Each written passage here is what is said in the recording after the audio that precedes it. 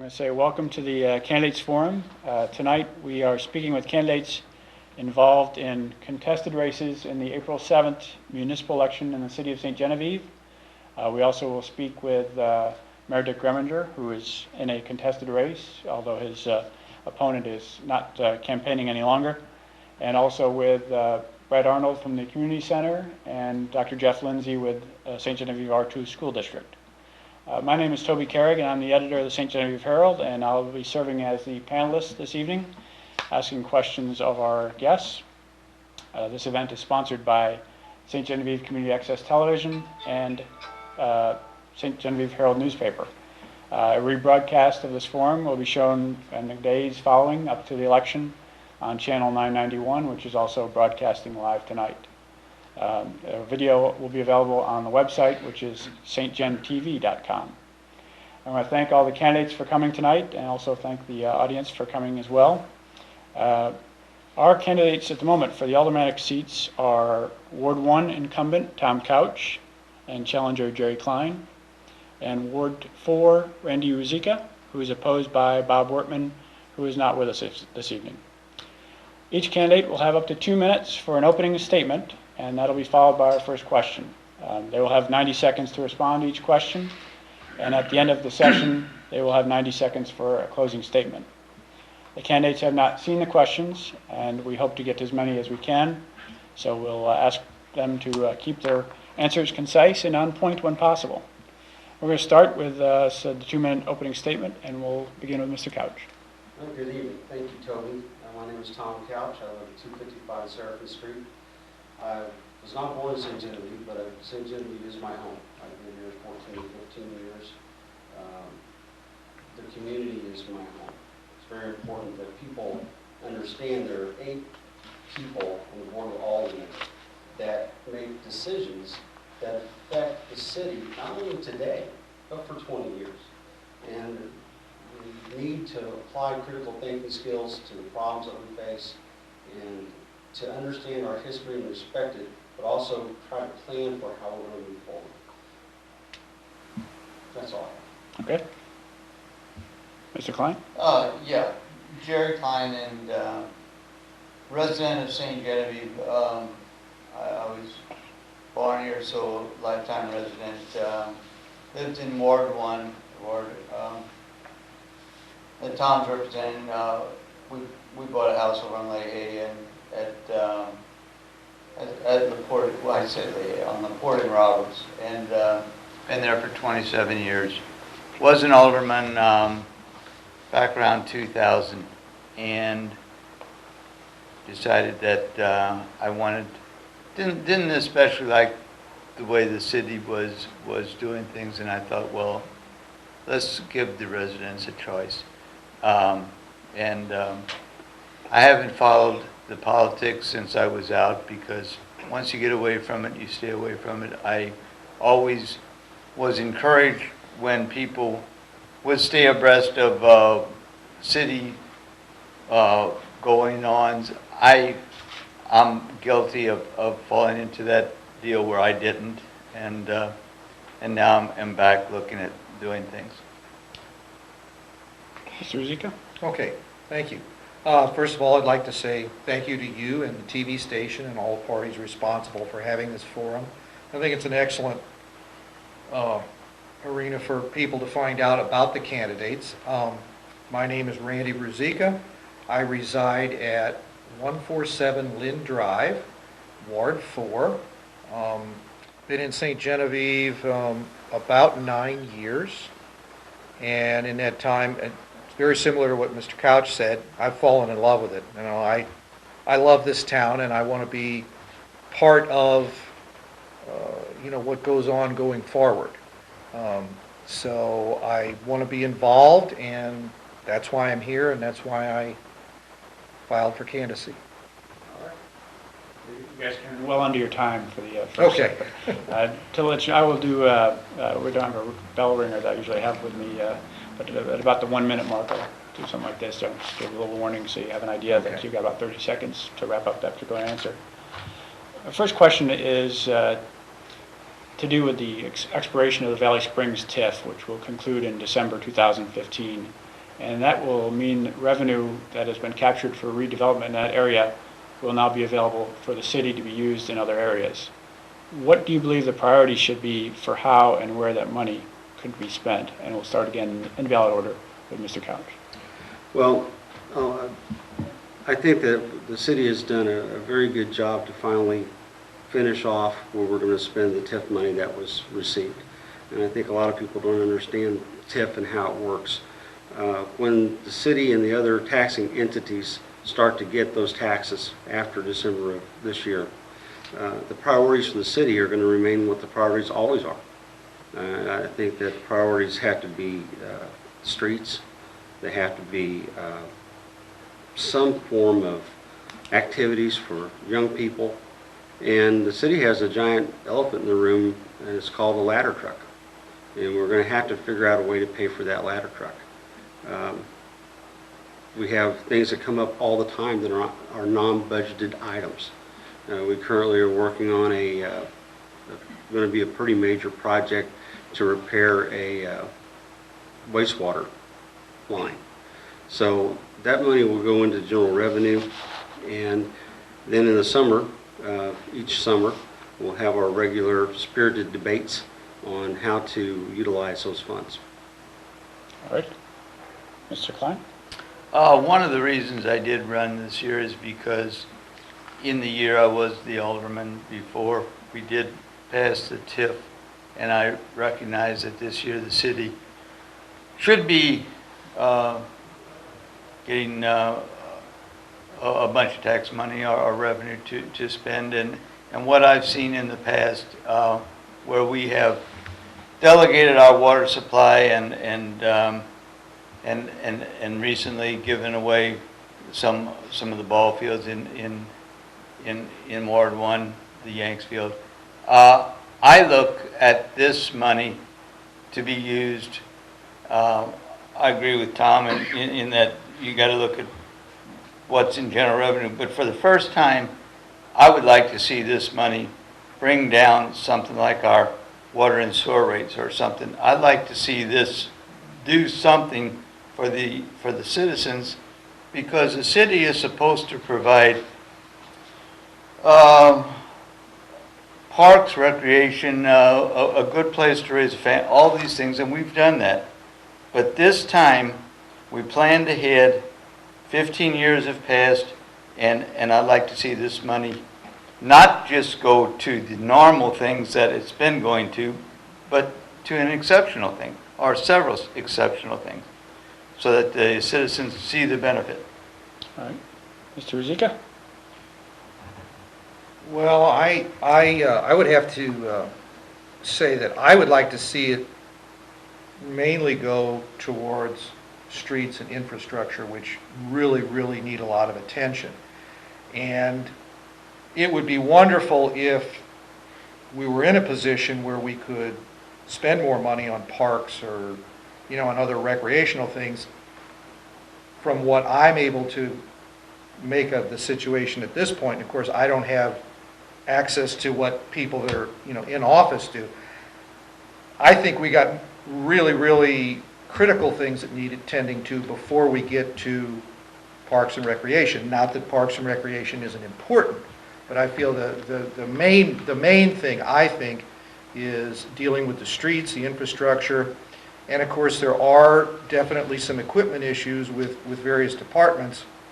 And the ladder truck thing is, I was on that committee, and that is still somewhat of a contentious issue about how that should be dealt with. And obviously there'll be more debate on it before we hopefully come to a sensible solution for that. Well, obviously you guys have touched on points that will be coming with follow-up questions, and one of those is the ladder truck and the fire department. What do you believe the city should do about funding for fire trucks now and in the future? And we'll go in reverse order. Okay, they obviously, there's a lot of things that need to be done, but there's no overnight solution. We need to broaden the tax base so we have more funds. The TIF thing will help. But we do have to plan ahead for the future, because we're in a situation now where that engine has been rendered as surplus, and we don't have the money to replace it. I believe that there are, in the interim, better ways than going out and buying a brand-new fire engine. I know there are arguments against that, but I feel that the way to deal with it the best would be to find a piece of equipment, a quality piece of equipment, certified, could be purchased used, that will bridge the gap until we can get to a point. I mean, I would love for those guys to have everything new and shiny, but we just don't have the money. So if we could come up with something in the interim, and then down the road, do long-term planning to figure out ways to generate revenue. That's my thoughts. All right. Mr. Klein? Yeah, the only thing I have to go back to was, I was in a position to, years ago when we had fire truck issues, we had Mick come to a meeting, and we were asked to buy, and we bought a surplus fire truck or something that we were told was needed. And we were also told as aldermen at that time that from that point on, the fire department would see to it themselves that they planned for future things based on the budget that they were given. I don't know all the particulars on this. I do know that surplus equipment is available from other cities, and it is certified and in good shape. But I know one thing is an emergency is sometimes due to poor planning, and I don't know if that's the case, and I don't want to take issue here with anybody who's done such a good job. I think Mick's done a real good job, so I just know that I'd have to look at things a little bit, because I was under the impression that years ago that department was going to be taken care of internally based on their budgeted items. All right. Mr. Coach? Well, I can tell you I don't know a darn thing about fire trucks. But our fire department, which has an incredible reputation, came to the Board of Aldermen and said, we need a fire truck. And that's good enough for me. I don't know anybody else in the room now or at any council meeting other than a firefighter is qualified to make that decision. So I think we do need a fire truck, because that's what our firefighters tell us. The fire department doesn't have a budget that they can manage to plan for their own equipment. And it hasn't since I've been involved my previous term and this current term as an alderman. How do we pay for the fire truck? That's the thing. It went as a ballot item for a tax in front of the public, and it was overwhelmingly defeated by, I think, around 70%. So we came back again. We're going to try to do that again, right? Nobody wants to pay any higher taxes. I certainly don't want to pay any higher taxes. But my house is a story and a half. It sits far back off the street. I'd sure like to have our fire department to have a ladder truck. I would be okay with paying more taxes, but we've already learned that the citizens of St. Genevieve don't want to do that. We started to do it again. It became an issue of personality conflict, so we abandoned that. We're going to have to figure that out, and I don't know the answer. If anybody knew the answer, we'd be having a new fire truck. All right, let's move to another topic that has been discussed often in recent years, and is similar, we brought up already tonight, with the city's plan or approach for street repairs. And I just wondered what you guys have for ideas in terms of what funding should be, what priorities should be, and specifically with any projects you would see in your award. And we'll start with Mr. Klein. First of all, just streets and roads have a budget, just like every department has budgets. Whether you have to have a budget in order to have an operating expense. So and as far as the streets and the roads, they have a budget. And for the first time, I think it was 4 years ago, the cost of, and it's probably different now again, but oil got so high that for the first time, the cost of actually concreting the street versus asphalting the street were pretty much equal. Years of management always told you that asphalt was always the way to go because it was less expensive. But 3 or 4 years ago, when oil got very high, that was the first time concrete was a source that was being offered that was comparable to price-wise of asphalt. So now that the oil prices have dropped again, that would have to be something that would be looked at. But we've asphalted many times. Other cities have used concrete, and I think that might be the way to go on some things. Mr. Couch? Well, I think everybody wants to have better streets. And I've watched local politicians and people running for office stand up and beat their chest for many years. I want better streets. We all do. The problem is how do we pay for it? The street department has a budget, and maintenance is built into their budget. Before we can worry about concrete or asphalt streets, we have to find capital expense money. We have to define a project and figure out how we can finance that project internally through the general revenue of the city. Anytime the city of St. Genevieve certainly is not broke, but we're spend what we have.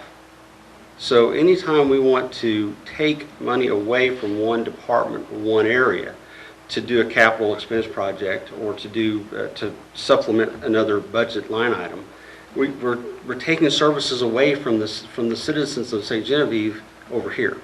So it's a tough one. I think that we're probably going to be in positions of utilizing the Durapatcher, which is a new piece of equipment that we lease annually now that does a good job on patching potholes. We have to look at things like chip and seal. We're not going to do tear out and put back projects, not in the near future. It all comes down to money and how we manage that money and how we try to squirrel some money away for capital projects. And Mr. Ruzicka? Well, I would have to agree, and obviously they have to operate within their budget, and that is always the battle cry. Everybody wants better streets and all that. I want them. You know, and everybody's got one in their neighborhood that they go, oh my gosh, that's terrible. That's what I've been hearing when I talk to people. When are they going to do something about this street? It's a matter of priorities. Not that their street isn't important, but we have to look at the whole city and what we have to work with and what the street department can reasonably do or what can be subbed out to somebody within our budget.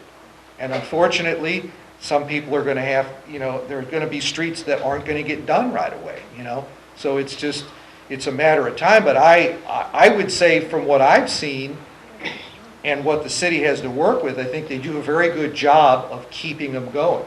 And this Durapatch thing that they started last year, I think that's, so what I've seen, it's excellent. It does an efficient job it's a stopgap. It's not a complete tear out, but it does get the holes filled, and it does buy us some time until we get in a place where we can do more in-depth work. So I would say keep going like that. All right. The city's funds in terms of parks and recreation is probably a little more limited in terms of what can be steered to that way for park development. What do you believe the city should do to enhance those facilities that it has and services that it has for its residents and for visitors? And we'll start with Mr. Couch. Well, that's a great question. I attended a park board meeting earlier this week, and it was a very spirited debate on what to do with those funds. And the city has given away the ball fields. That's a terrible way to say it, but I don't really know any other way to say it, to the school system. And their plan is to maintain and enhance those facilities where the city had no opportunity to do that in the near future.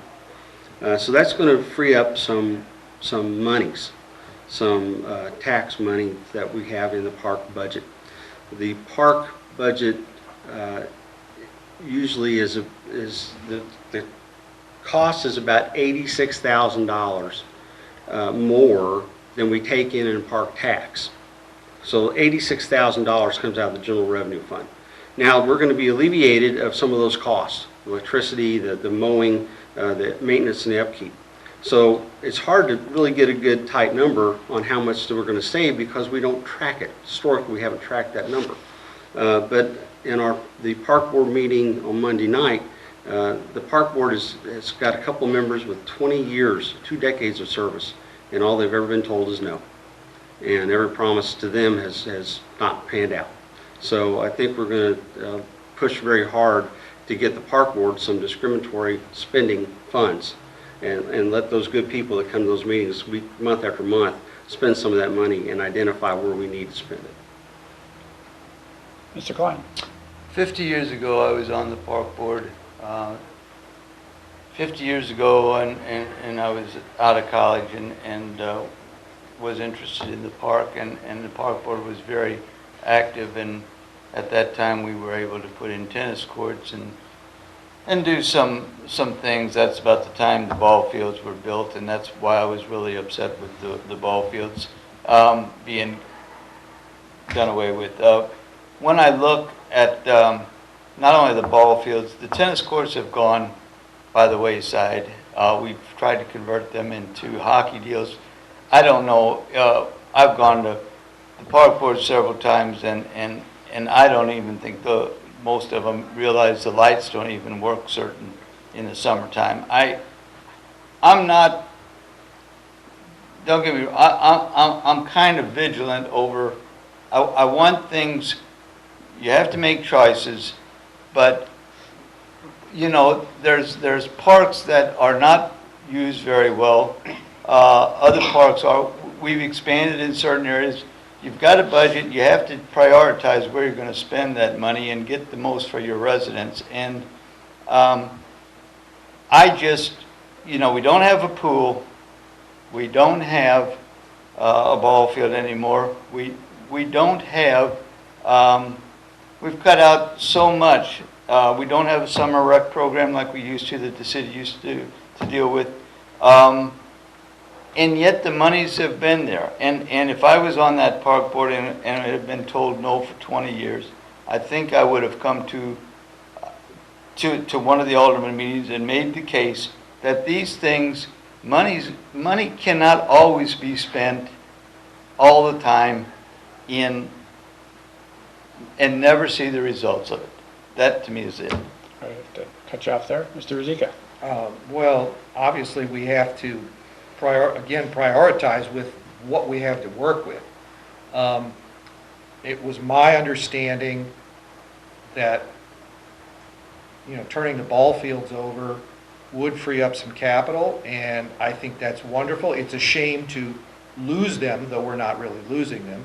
They're still there for people to use, but I think obviously they're going to have to prioritize and look at what are the most, just like the streets, what's the worst thing that's going on right now, and tend to that, and figure out a way to hopefully patch up some things that are behind in maintenance. And, you know, if you said the lights don't work or something, you know, get that taken care of first before we start talking about swimming pools and things like that. You know, it's a shame we don't have a pool. I agree.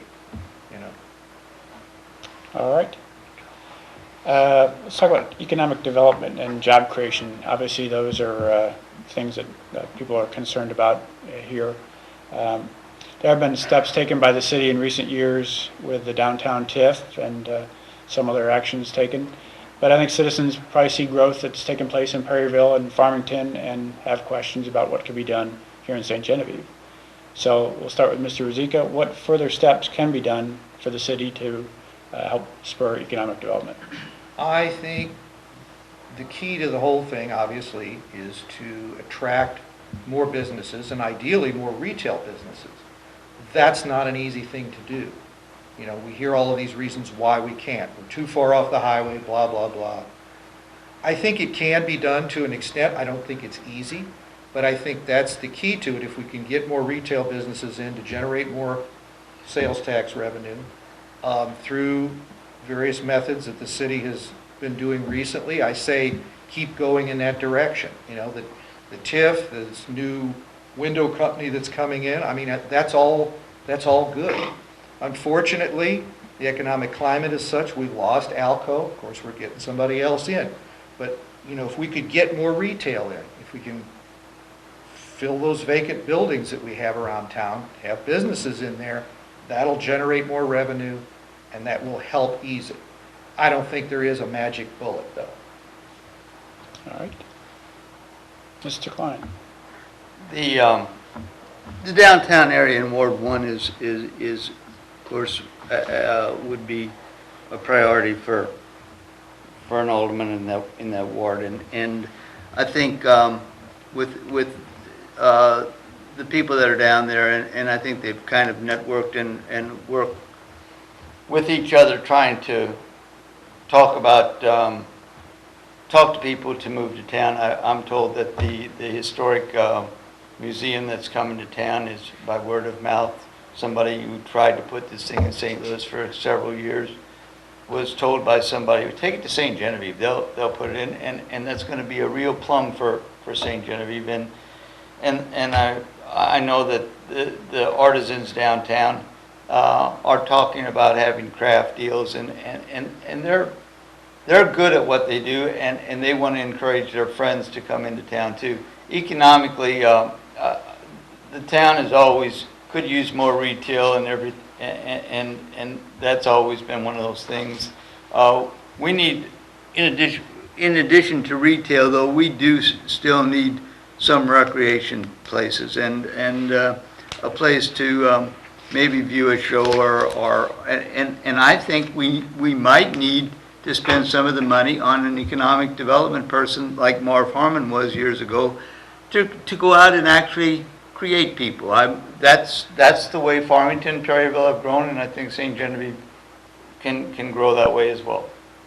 Mr. Couch? Well, we currently have a person that has economic development as part of her job title and her duties in St. Genevieve, and I think she's doing a great job.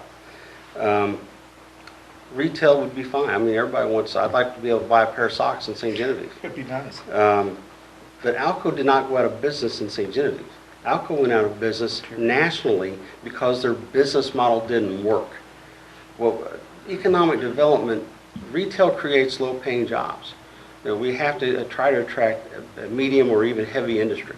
I think that we certainly have some tools to go out and try to court some of that. So anytime a business says we're going to open a new facility, right? Every state looks at that, right? And they put a package together to lure that company there. Every city, sometimes we have been involved in competitions with 5 or 6 other cities in the state of Missouri. And there were other states with 5 or 6 different communities in those competitions. So it's very difficult. We have some crazy good tools here. We have the interstate, the river, 2 railroads. We have some land that the city can get creative with and develop from an industrial standpoint. We're paying today for the sins of the Board of Aldermen from 20 years ago, from 30 years ago, when they made decisions that may not have had been very welcoming to industry. So I think we're in the best position to attract jobs and industry that we have been since I've lived in town. Let me ask a short follow-up question, maybe take 30 seconds or so for each of you to answer. During the process of developing the TIF for the historic downtown, which currently has roughly 2 participants involved with it, a number of business owners along Highway 61 and even Highway 32 a little bit had approached the city during those meetings and asked about development of a TIF in that area. Just kind of a quick yes or no, do you think that is something that the city should consider, is with the Valley Springs TIF expiring, maybe adding now another TIF for another district? And we'll start with Mr. Couch. It's not just up to the city. Every other taxing entity has to agree. Downtown didn't generate a lot of tax revenue, so the other taxing entities weren't really losing much. Now, if we go down 61, those taxing entities are going to lose something. So is the city. But it would be an investment, and I would certainly support it. We just have to rally the other taxing entities around the process. Mr. Klein? I find the question, Toby, to be a little kind of like in a questionnaire where they ask and you try and give a black and white answer.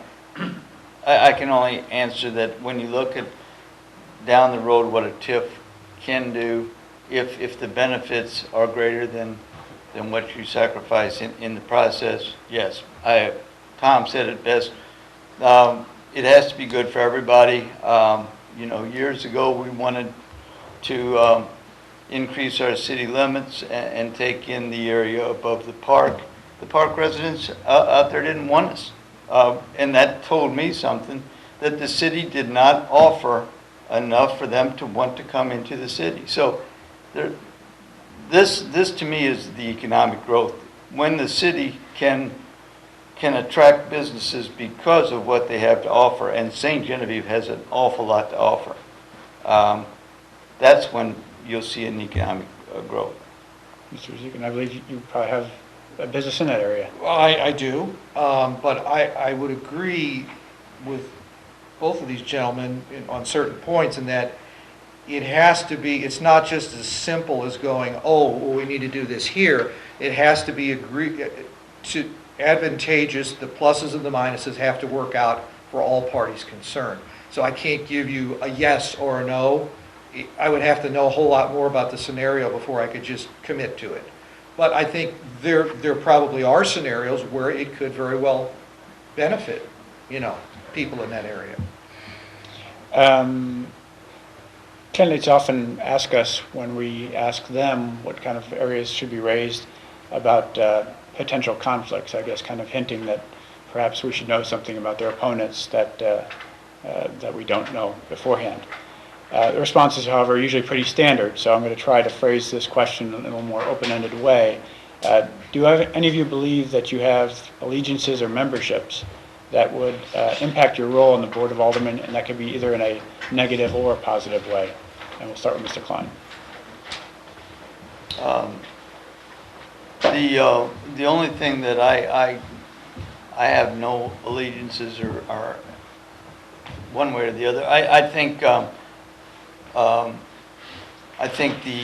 the only advantage to having lived in St. Genevieve for your lifetime is that you've seen a lot of the things that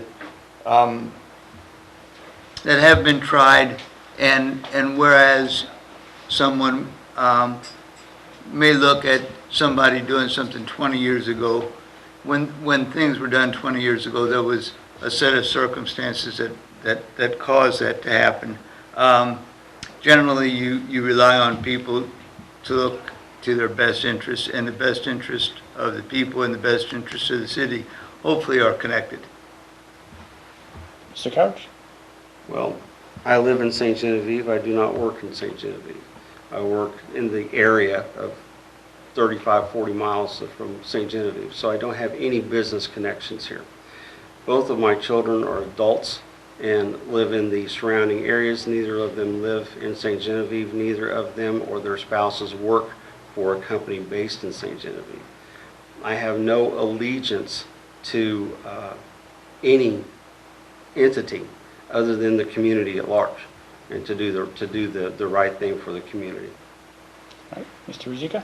I have no allegiances. I don't, or anything. There's nothing that I'm associated with that would in any way affect the way I would vote on city business. And my allegiance would be to the residents of Ward 4 and the citizens of St. Genevieve. I think that's top priority. All right. We'll start with Mr. Ruzicka on this question. Would you say the city's financial commitment to tourism is not enough, too much, or just right? And give a reason why you feel that way. I think they have, they've certainly worked quite hard at it, and I think it's something that definitely is very important. And from what I've seen, Sandra's doing a wonderful job. I think she's really on it, and I think it's some of the best work I've seen in a long time. I think it's very important. It's a beautiful city that we live in, and I think people outside the area need to know about it. They need to come see it. Mr. Klein? Run the question real quick. Well, do you believe the city's financial commitment to tourism is not enough, too much, or just right? And give a reason why you feel that way. I believe it's enough. I think, I say that because since the bed and breakfast tax is supposed to be used for the city also in tourism, I don't find sometimes that the money is always the problem. Because if you have all the money you want, you can find ways to spend it. It's allocating the money in the areas where it's going to do the most good. I would think that in everything you've got to figure out what's working, what's not working, and allocate maybe differently to make it work. Mr. Couch? Well, Ward 1 is really the tourism base of our city, not the exclusively, but it is the base. I don't think we can ever spend too much money on tourism. And I know people don't like to hear that. They, well, why are we going for tourism instead of fixing the street? Tourism tax dollars are free money for the city of St. Genevieve. We're fixing streets, we're spending that money, and it didn't come out of any of our wallets. I think that we are, again, in a very good position right now moving forward with the tourism director and the work that's being done. I think that some of the metrics that we're trying to gauge our spending off of, it's difficult. It's difficult to prove the value of different types of advertising. I think the people that put their money up at risk to own small shops and small businesses in downtown St. Genevieve, they have my complete respect. It's risky. All right, I'll go to my final question before we get to the closing statements. Two properties in the city were demolished last week that have been identified as nuisance properties. And some of the recent discussions, both at city meetings and landmarks commission meetings, have touched on the upkeep of properties and rental properties in the city. Do you believe the city should be more proactive in this area of property regulation? And if so, can you identify specific problems that you believe the city should take an active role with? And we'll start with Mr. Couch. Well, I think let's just talk about rental houses. If you are a landlord and you own one rental house or you own 10, and the city comes to you tomorrow and says, okay, you're going to have to make modifications to the outside of your home and the inside of the home that you own. Well, okay, I'll pay for that, but I have to raise the rent to the people renting my house. So that trickle down has a direct impact on the people that are renting a home. Not everyone here rents a low rent home, but we have people that struggle and they need a place to live. So I'm not a fan of regulating business. The market corrects itself. If the house is too shabby to live in, nobody will rent it. I don't know if that's true or not, but I just don't think the city needs to get too much deeper into a business owner's decision-making process. With that said, listen, we can drive around right now in the dark, and I can point out a lot of places in Ward 1 that need to be cleaned up. So regulating appearance, well, appearance doesn't necessarily constitute a nuisance. Right? My new neighbor leaves all their kids' toys in the yard. They got cars parked on trailers on the side of the street legally. Those are tough things to challenge. I don't know the answer to those, but I think that it's something we've got to try to find a way. I think it's very difficult. Mr. Klein?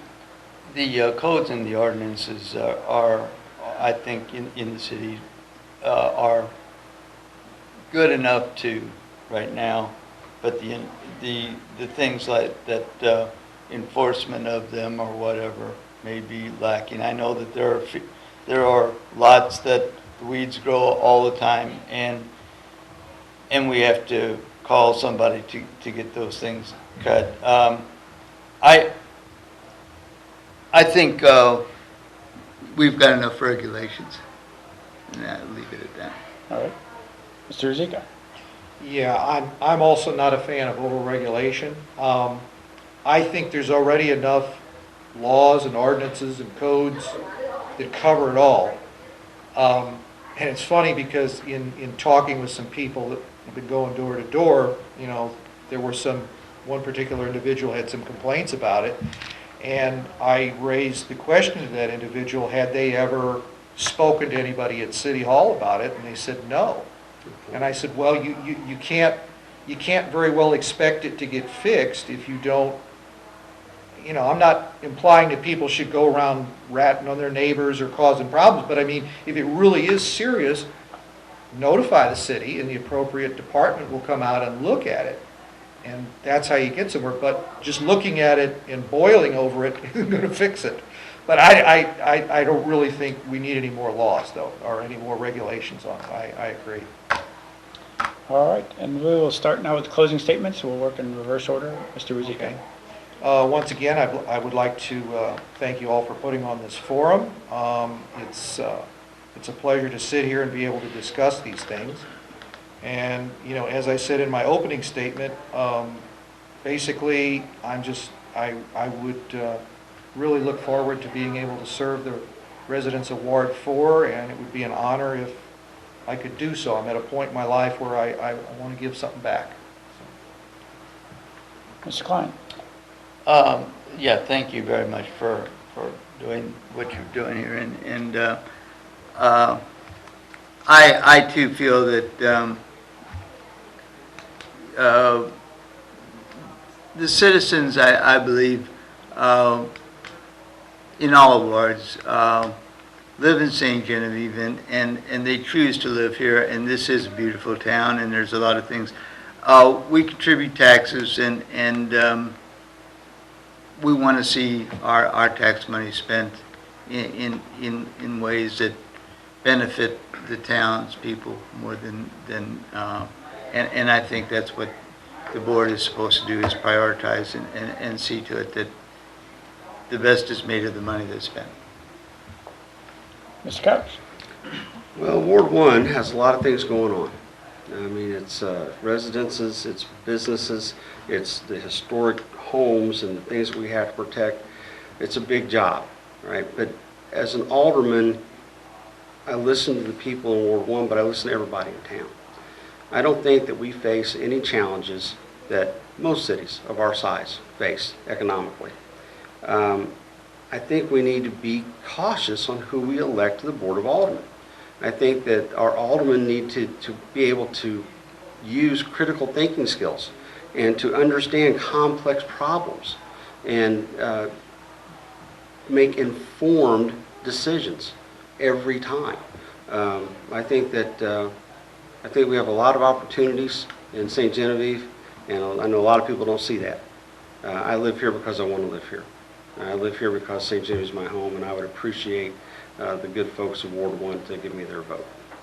All right. I'd like to thank all of you gentlemen for joining us tonight and taking part in our forum. And let's give them a little applause for their efforts.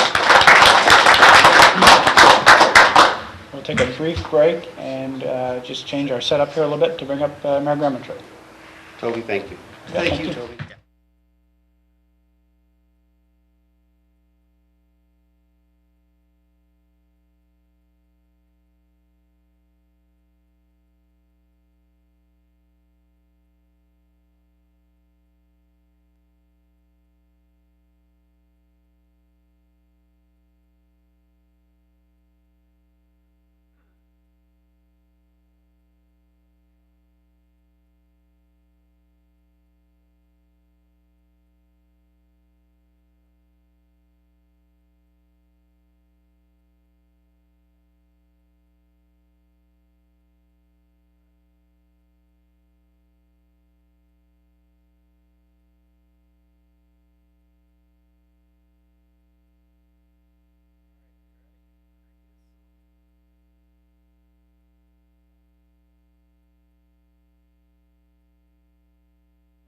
Ready to go.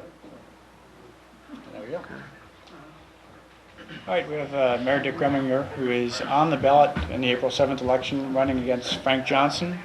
Frank last week announced that he was suspending his campaign for mayor, but since both gentlemen are going to be on the ballot in April, then voters do have possibly a choice to make, that they can decide who they want to vote for. So with that, we want to give the candidates an opportunity to at least speak a little bit, maybe introduce themselves to voters who may not know them, or talk a little bit about the direction of St. Genevieve and where things are going, and we'll give Mr. Grumminger a few minutes to do that.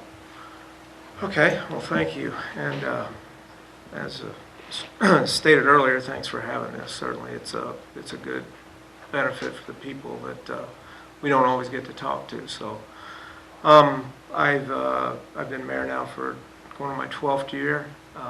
It's been a very enjoyable experience for the most part. Uh, Lived here all my life and raised a family here. The city seen a lot of changes over the past 12 years. Definitely some improvements that we've able to do with the limited amount of funds that we have available to us. It always, unfortunately, most of the time it gets down to money, and as it does with most businesses, and the city's certainly a business. I think the boards that I've served with have been very reasonable, make pretty good educated decisions, and for the most part make unanimous decisions, or certainly we don't have a very divided board for the most part. So that's a good thing, and it makes it a lot easier to run the city and for the staff to run the city when you have a board that's pretty much all on the same page and has the same ideas of how things should go in the direction that they should follow. So we would keep, the plan is to keep striding forward. There's definitely areas that we need to focus on. A lot of them what you talked about earlier with the aldermanic candidates. We need to work on certainly the infrastructure, streets being very important, and so it's been a priority for the board for the last several years. And again, that gets down to money. We do what we can, and with the TIF being over with, the Valley Springs TIF being over with this year, we'll free up some funds that we'll be able to spend more citywide than just in in that area. That'll help some relieve that a little. Economic development is important to us.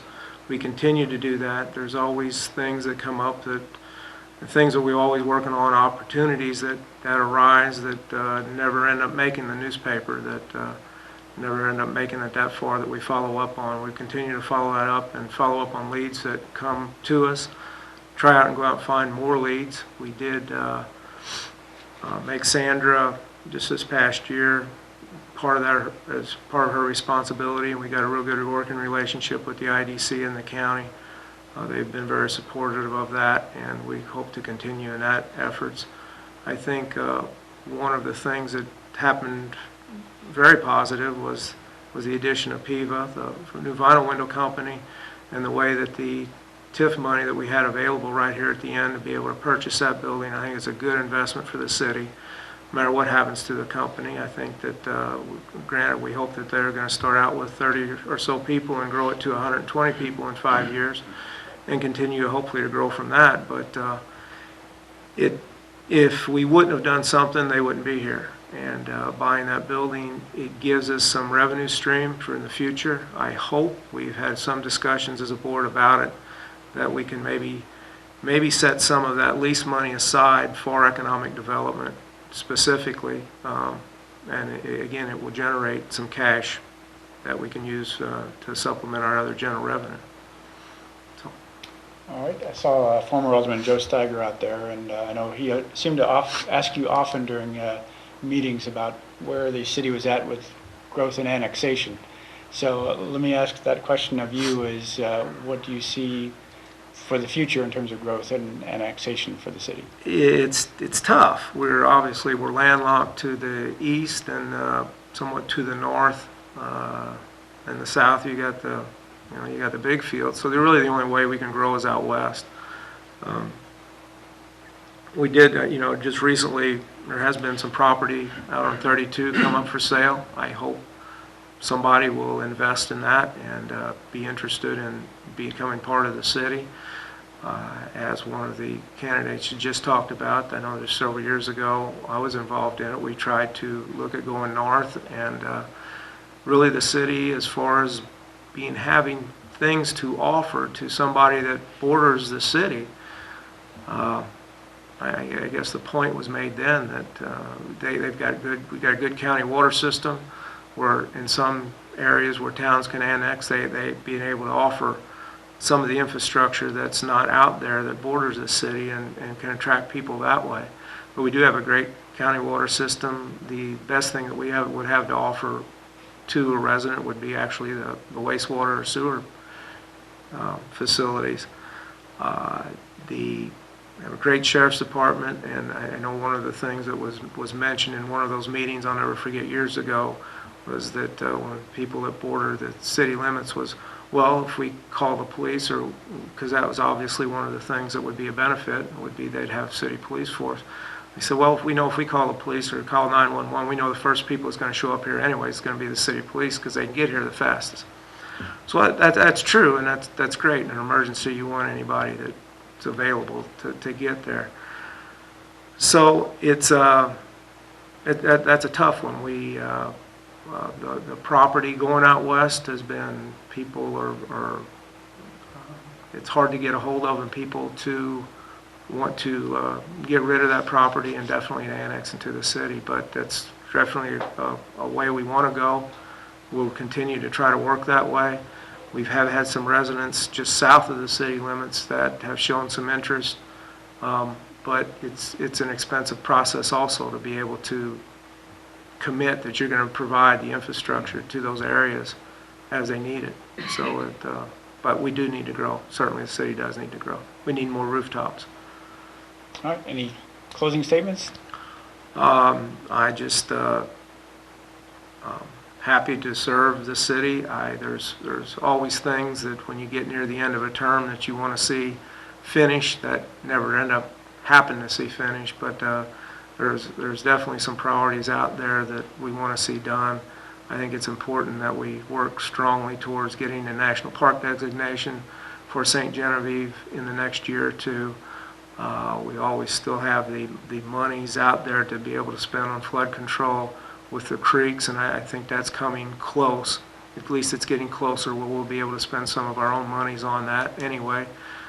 And it's a pleasure to serve the citizens of St. Genevieve. That's all I can say. Thank you.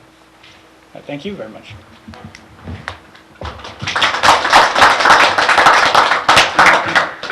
We'll have Brad and Dr. Lindsay. Won't take us too much.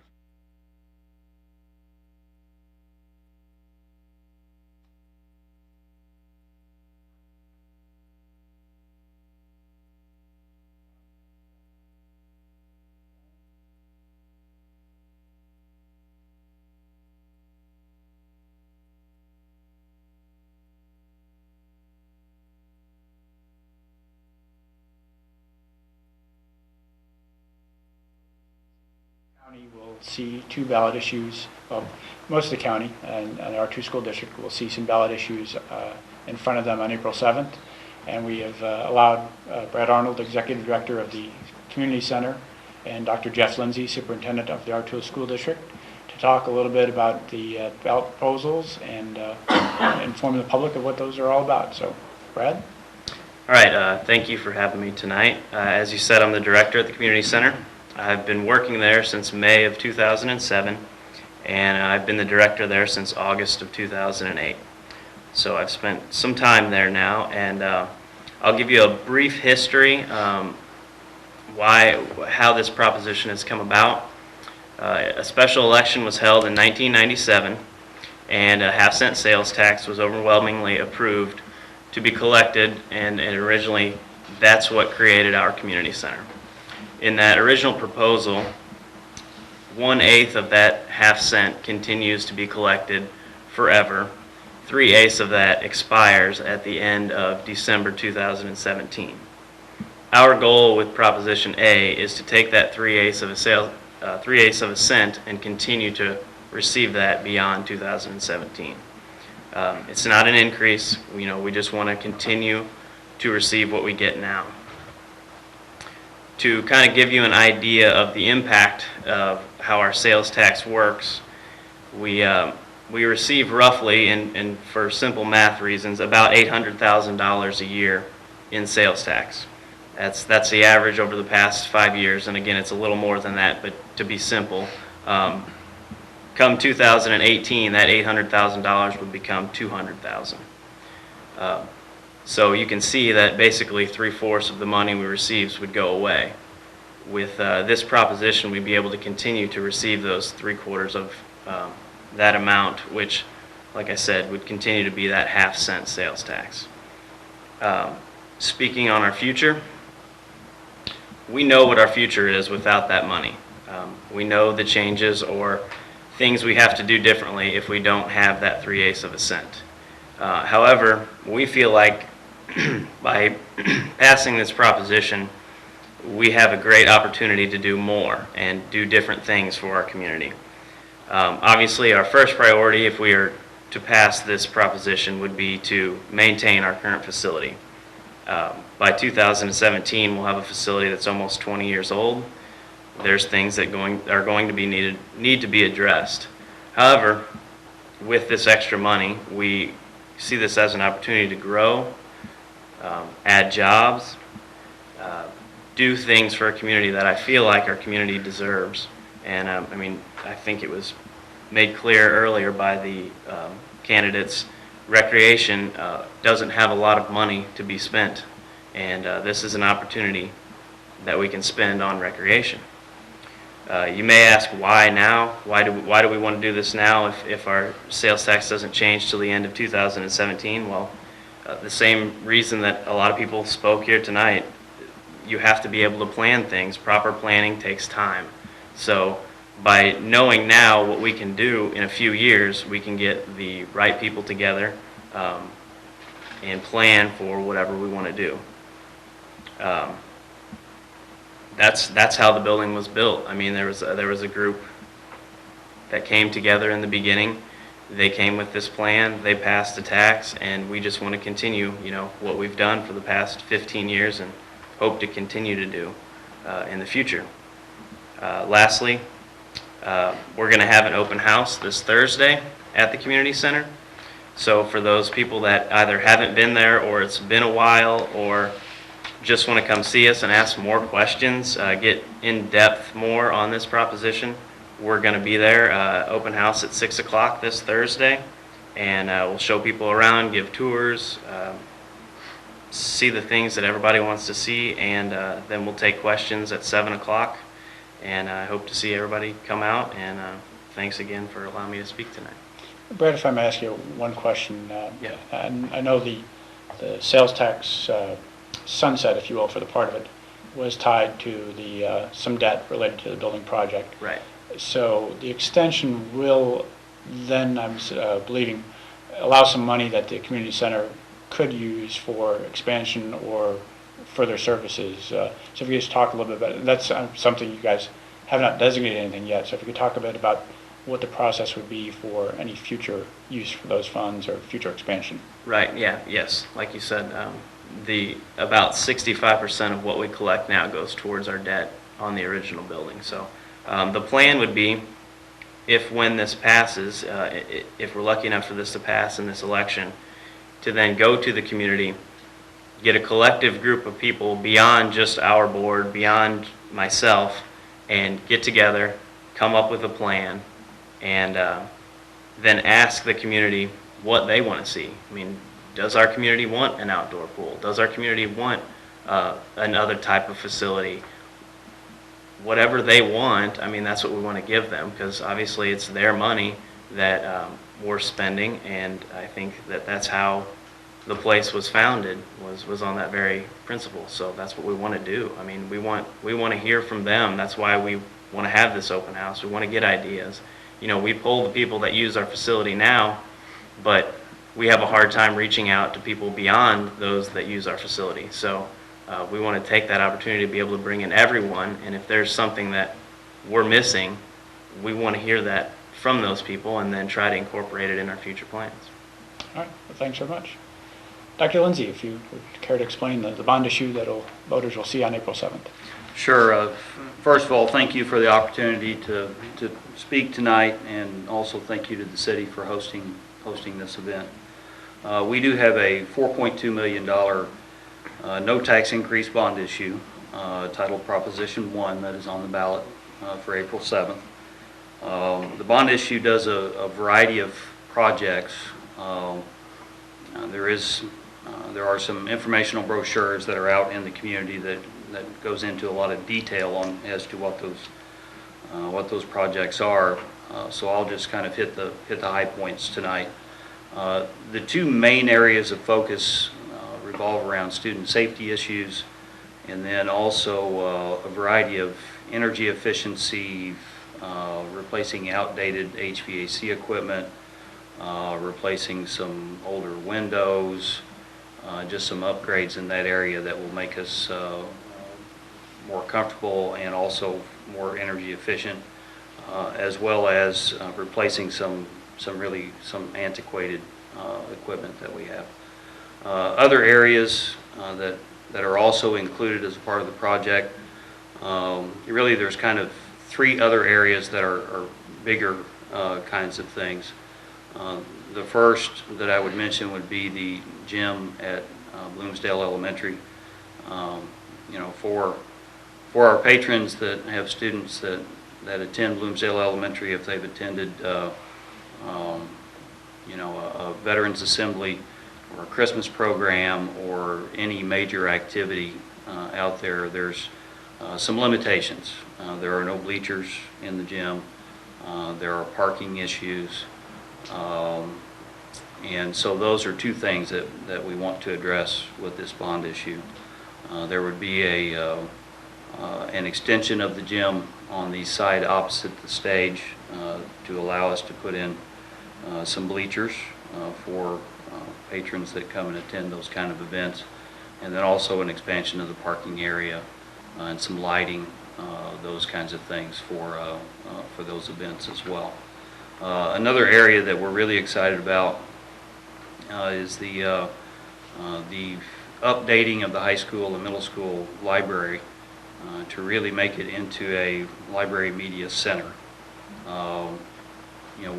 We've had a lot of technology that's been infused into our educational program. We feel like that's a very good thing for our students as they graduate, whether they go to college or go into the workplace. Technology is something that's a part of our everyday lives now, and we need to part of this bond issue will be to bring our library into the 21st century and also put in some additional programs that are exciting for kids and really just make the library a more inviting place and a more user-friendly place for our kids. The other kind of bigger project, and it's been talked about a little bit tonight as well, is the transfer of the ball fields by both the county and the city over to the school district. So that would be Yanks Field, Yanks South, and Leon's Fields. And we do have some plans to make some upgrades and some improvements on those fields as a part of this bond issue. Not only improvements to the fields themselves, but also to handicap accessibility, parking, the concession buildings, a variety of things that would be involved in that. I did have someone the other day that said, or I overheard them say that $4.2 million seemed like a lot of money to spend on ball fields. And although we are going to spend some money to make some improvements to those fields, it's certainly a small portion of the overall project. The real focus are the student safety measures, and then also the energy efficiency and replacing some outdated HVAC equipment. We do understand that probably the most visible part of the entire bond issue, because replacing a chiller at the middle school doesn't really get a lot of attention, but probably the most visible part of the bond issue is what will happen out at the ball fields. And one thing that in the whole discussion of the transfer of those fields to the school district, we see it as something that's definitely going to be a benefit to our district, and most importantly to our students, but also a benefit to the community at large, because there are a large number of students, kids, that use those fields, during the summertime and at other times that are not necessarily our students. And so we see or we think that can be a real benefit to the community as well, not just to the school district. A couple other things that I would add. Approximately 30 years ago, 1986 I believe was the exact year, the Board of Education made a commitment to the community to lower the debt service levy, which had been at 40 cents, to lower it to 26 cents. And it's been at 26 cents ever since that time, so approximately 30 years. With that 26-cent dedicated levy, there's been any number of improvements that have been made. The Performing Arts Center was built, a variety of roofing projects and window projects and HVAC, and in addition to the elementary building at St. John Elementary, in addition to the Bloomsdale Elementary building. So a large number of projects that have been completed, all on that 26-cent levy. And this is, as I mentioned before, a no tax increase bond issue. Part of the reason that we're able to do that is the guidance and leadership that has existed through past administrations, and with the Board of Education, the commitment they made nearly 30 years ago. And of course, we certainly intend to continue that fiscal responsibility into the future. There's been some other things that have occurred or are in place right now that really helps us as well. We recently did a refunding of a previous bond issue that will save over $209,000 in interest payments. Interest rates right now are at historically low levels, so it's a good time to do a bond issue. We have an AA+ bond rating, which makes our bonds very attractive to potential purchasers of bonds. And actually, the refunding that we did, all of those bonds were purchased locally, and we certainly appreciated that community support. And then also, if you take our current debt and you include the proposed bond issue, then we are still at less than 5% of the bonding capacity that's allowed by state statute.